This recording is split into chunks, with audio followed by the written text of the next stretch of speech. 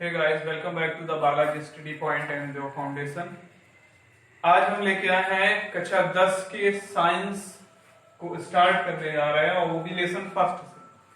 तो पहले तो हम सभी विद्यार्थियों को बता दें कि आपको क्लास 10th की साइंस में बिल्कुल भी रटने की जरूरत नहीं पड़ेगी। आप सही सुन रहे हैं, क्लास 10th की साइंस में बिल्कुल भी रटने की जरूरत नहीं पड़ेगी। केवल आप वीडियो को देखते रहिए, जितना बताया जाए उसको पढ़ते रहिए और वीडियो को थोड़ा सा हम गैपिंग करके डालेंगे। एक दिन में जो पढ़ेगा उसको आपको याद कर लेना है सही से, फिर दूसरे दिन छोड़ के फिर तीसरे दिन ऐसे हम गैपिंग करके डालेंगे। अब जो भी दिक्कत हो आप हमें बताते चलना। तो अब बिना टाइम बर्बाद किए बेटा स्टार्ट करने जा रहे हैं। लेसन फर्स्ट है फिजिक्स में साइंस के प्रकाश का गोली दर्पणों पर परावर्तन। तो ये तो लेसन का नाम है, उसमें सबसे पहली हेडिंग आती है आपकी प्रकाश।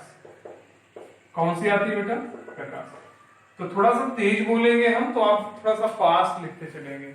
अब प्रकाश हेडिंग आती है तो सबसे पहले हम बात करेंगे अगर प्रकाश की, तो प्रकाश होता क्या है या प्रकाश को क्या बोलेंगे।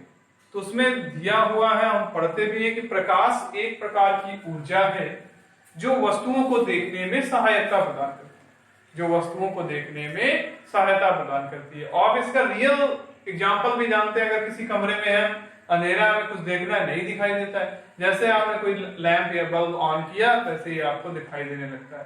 तो वो ऐसी ऊर्जा है जो हमें वस्तुओं को देखने में सहायता प्रदान करती है। दूसरी डेफिनेशन हम अगर देते हैं तो प्रकाश एक प्रकार का विकिरण है जो हमारे आंखों को संवेदित करता है। आप कहीं जा रहे होते हैं, अचानक लाइट पड़ जाती है, आप क्या क्या क्या बंद होने लगती है, तो उसको क्या करते हैं? संवेदना प्रदान करना।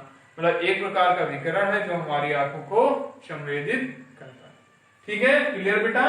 तो प्रकाश एक प्रकार की ऊर्जा है जो वस्तुओं को देखने में सहायक होगी, और दूसरा हम बोलेंगे कि एक प्रकार का विकिरण है जो हमारी आंखों को संवेदित करता है। अब बात आती है प्रकाश की चाल। प्रकाश की चाल, प्रकाश की चाल बेटा होती है 3 × 10⁸ मीटर प्रति सेकंड।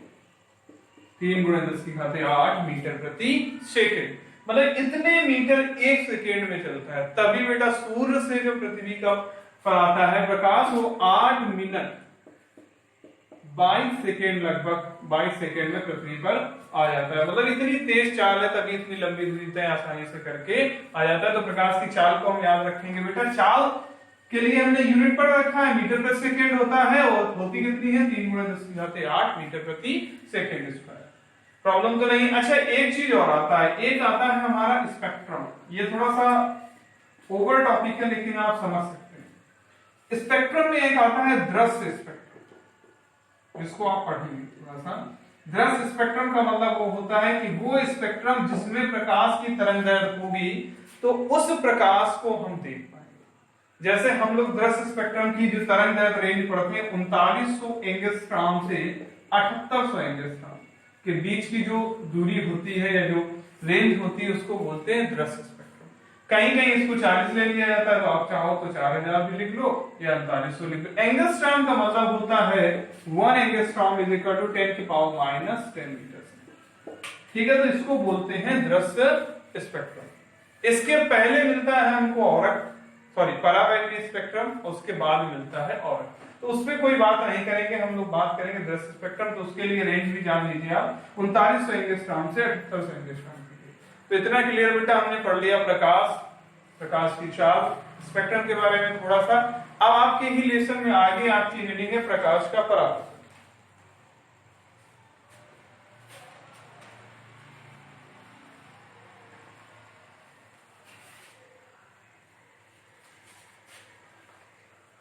प्रकाश का परावर्तन। तो गाइस इसको बिल्कुल सिंपल सा समझिए। परावर्तन होता क्या है? अगर आसान सी भाषा में कहें तो प्रकाश किसी सरफेस से, किसी सतह से टकराएगा और वापस उसी मीडियम में लौट आएगा, तो इसको बोलेंगे प्रकाश का परावर्तन। लेकिन इसको डेफिनेशन के तौर पे आप कैसे देंगे कि जब प्रकाश, आप मान लीजिए ये आपके पास एक सरफेस है, इसके सेकेंड उसमें पॉलिश या पेंट। क्यों? अगर सतह पे पेंट या पॉलिश नहीं होगी तो परावर्तन बेटा पॉसिबल नहीं है पूर्ण रूप से। तो अब अगर बात करेंगे, हमने मान लिया ये सतह है और ये एक ऊपर एक मान है, इसको एक मान लिया, नीचे एक और माध्यम है, इसको दो। एक हमने ऐसे डॉटेड लाइन में रेखा खींची जिसको हमने मान लिया बेटा अभिलंब। क्या मान लिया? अभिलंब, जिसको इंग्लिश में बोलते हैं नाम। अब परिभाषा कैसे देंगे परावर्तन की? जब प्रकाश किसी चिकने या पालीदार तल से टकराकर पुनः उसी माध्यम में वापस लौट आता है तो इस घटना को हम प्रकाश का परावर्तन कहते हैं। तो आप लिख लीजिए, जब प्रकाश किसी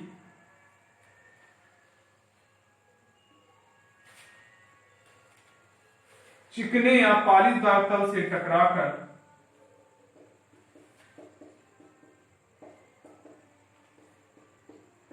पुनः उसी माध्यम में वापस लौट आता है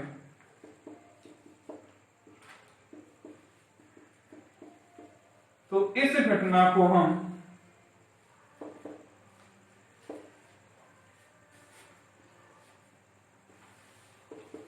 प्रकाश का परावर्तन कहते हैं।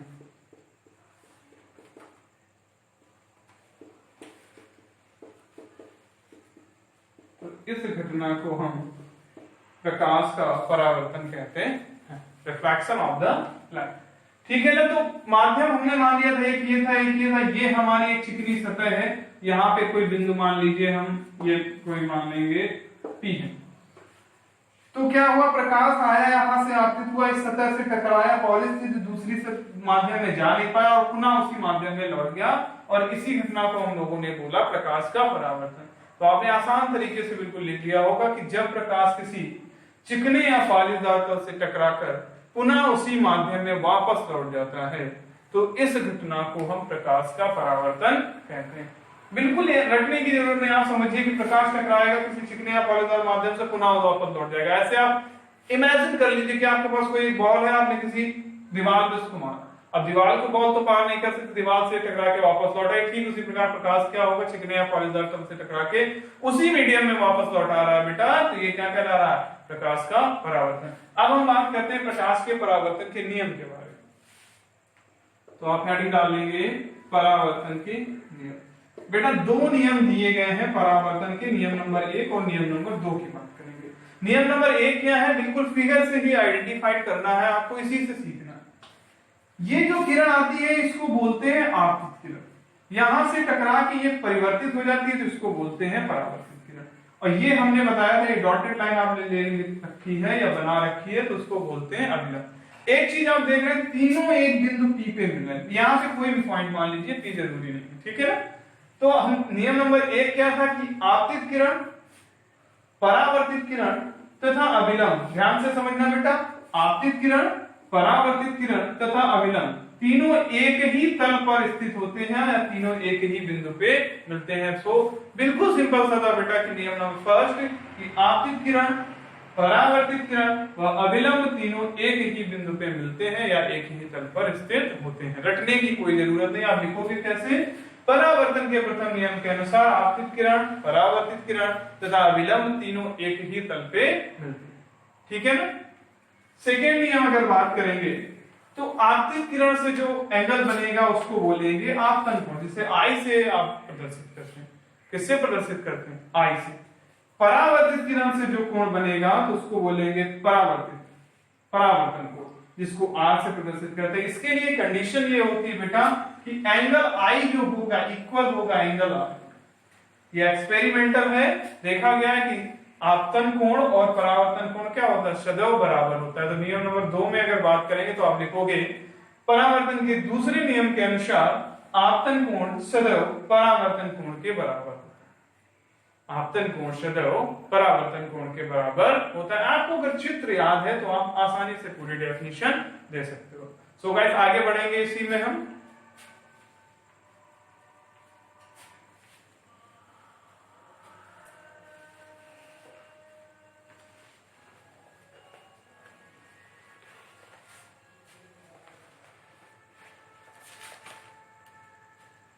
इसके बाद हम लोग पढ़ेंगे प्रतिबिंब। क्या पढ़ेंगे बेटा, प्रतिबिंब। प्रतिबिंब की एक सिंपल सी डेफिनेशन होती है कि जब हम किसी दर्पण के सामने खड़े होते हैं, जब हम किसी दर्पण के सामने खड़े होते हैं तो दर्पण में जो हमारी आकृति बन जाती है उसको हम बोलते हैं प्रतिबिंब। अब जैसे मान लीजिए ये हमारे पास कोई दर्पण है, यहाँ पे कोई स्मार्ट सा लड़का खड़ा होगा, ये ठीक है ना। अब ये यहाँ खड़ा हुआ तो इसका इमेज यहाँ बन गया, ये क्या कह रहा है प्रतिबिंब। जैसे आप बाल काटने के लिए तो देखते हो शीशे को, तो ये क्या होता है, प्रतिबिंब होता है। लेकिन दूसरी एक डेफिनेशन होती है जो बोलते हैं कि जब किसी बिंदु वस्तु से चलने वाली किरण, ध्यान से समझना, अब उसको इमेज क्या कैसा देंगे। ये जैसे मान लो हमारे पास एक वस्तु है और यहां पे हमने रख रखा है दर्पण। क्या रख रखा है बेटा, दर्पण।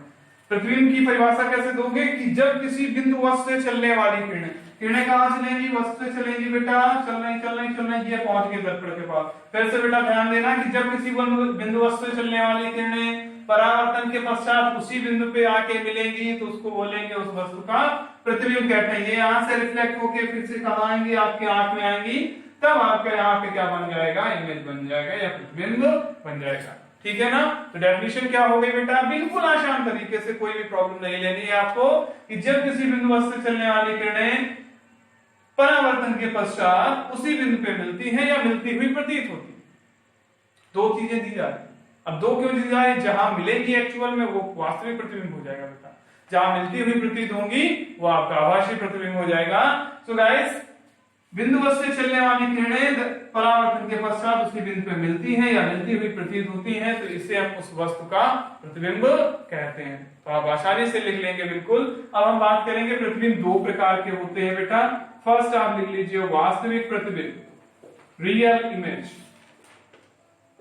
दूसरा बेटा हो जाएगा आभासी प्रतिबिंब, प्रतिबिंब।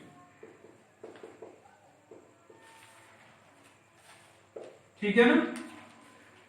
वास्तविक प्रतिबिंब, आभासी प्रतिबिंब। अब बात करेंगे वास्तविक प्रतिबिंब की। सेम वही परिभाषा रहेगी, केवल इसमें आप कर दोगे कि किरणें वास्तव में मिलती हैं। तो आप हेडिंग डालोगे वास्तविक प्रतिबिंब और लिखोगे कि जब किसी बिंदु वस्तु से चलने वाली किरणें, जब किसी बिंदु वस्तु से चलने वाली किरणें परावर्तन के पश्चात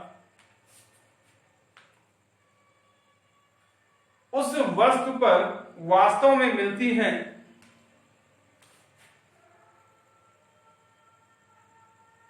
उस वस्तु पर वास्तव में मिलती हैं, तो उसे हम उस वस्तु का वास्तविक प्रतिबिंब कहते हैं। तो ये आपका हो गया वास्तविक प्रतिबिंब। बिल्कुल मतलब क्लियर तरीके से मिलती हुई प्रतीत होंगी हमको, सॉरी मिलेंगी, तो उसको बोलेंगे रियल इमेज या वास्तविक प्रतिबिंब। अब बात आती है आभासी प्रतिबिंब की, तो सेम वैसे ही होगा, केवल इसमें बदलेगा इतना, तो आप हेडिंग डालोगे आभासी प्रतिबिंब।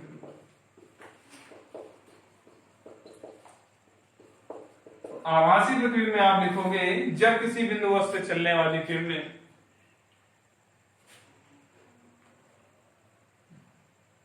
परावर्तन के पश्चात उस बिंदु पर मिलती हुई प्रतीत होती हैं, मतलब क्लियर नहीं है, उस बिंदु पर मिलती हुई प्रतीत होती हैं, तो उसे हम उस वस्तु का आभासी प्रतिबिंब कहते हैं। तो उसे हम उस वस्तु का आभासी प्रतिबिंब कहते हैं। तो गाइस हमने जान लिया प्रतिबिंब और प्रतिबिंब के बारे में। दो तरीके के होंगे, आभासी प्रतिबिंब और वास्तविक प्रतिबिंब, दोनों को हमने आसानी से पढ़ लिया। अब इसी के बाद हम लोग पढ़ेंगे गोलीय दर्पण और उनसे संबंधित कुछ परिभाषाएं। दर्पण कितने प्रकार के होंगे, तो नेक्स्ट लेक्चर में आपको मिलते हैं हम गोलीय दर्पण और उससे संबंधित परिभाषाएं लेकर। और मुझे उम्मीद है कि आपको ये वीडियो अच्छा लगेगा। अगर अच्छा लगे तो लाइक करें, शेयर करें और कमेंट्स करें और बताएं अगर कोई भी आपको दिक्कत है। आप हमारे ब्रांच के नंबर से भी कांटेक्ट कर सकते हैं। सो गाइस देखते रहिए और पढ़ते रहिए, आगे बढ़ते रहिए। जय हिंद, जय भारत।